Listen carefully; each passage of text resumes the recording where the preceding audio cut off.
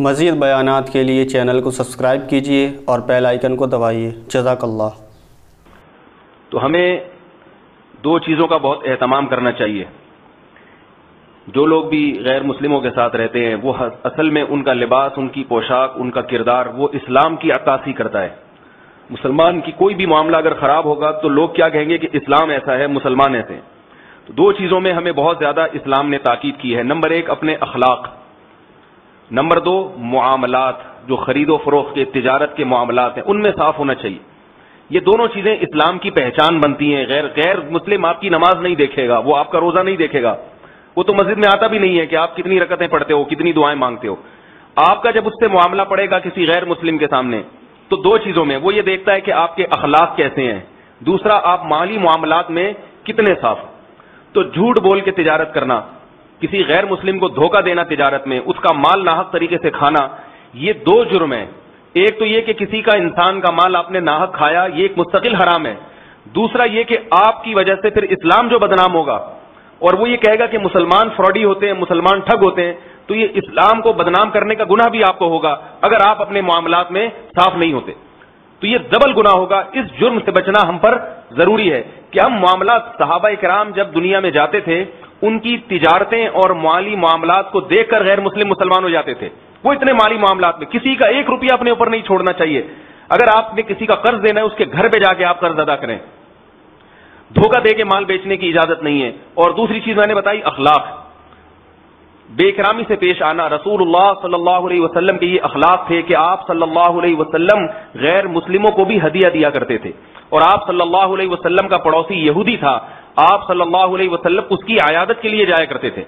یہودی جو اسلام کے کتنے بڑے دشمن ہیں، مگر آپ صلی اللہ علیہ وسلم کے اخلاق ہیں کہ آپ کے پڑوس میں اگر کوئی یہودی رہتا ہے تو آپ اس کی بھی خیر خبر معلوم کیا کرتے تھے کہ یہ بیمار ہے۔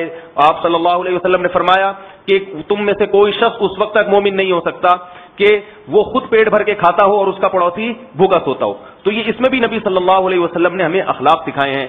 تو ہمارا رویہ، بات چیت کرنے کا انداز، آپ دیکھو غیر مسلموں میں چاہے وہ اوپر سے ہی ہوں، اندر سے چاہے وہ دشمن ہی ہوں، لیکن اوپر سے ان کی بات کرنے کا طریقہ کیسا ہوتا ہے۔ میں جب تھائی لینڈ کے جہاز میں بیٹھا تو میں نے وہاں دیکھا کہ بات پر وہ تھینک یو کہتے ہیں، اور بات پر چاہے اس تھینک یو کہنے کی ان کو تنخواہ ملتی ہو، ایئر ہوسٹس جو ہے نا وہ جو مسکرا کے بات کرتی ہے اور بات پہ تھینک یو کہتی ہے، اس کو اس کی تنخواہ ملتی ہے، لیکن چلو تنخواہ کی لالچ میں اخلاق تو درست کر لیے نا اس نے، لیکن ہمارا مسلمان جب بات کرے گا تو وہ ایسے لگتا ہے کہ وہ اس کے ہاتھ میں جوتا نہیں ہے بس، ورنہ اس کی کوشش تھی کہ میں اٹھا کے مار دوں، وہ تو اللہ کا فضل ہے کہ اس کے ہاتھ میں جوتا نہیں تھا۔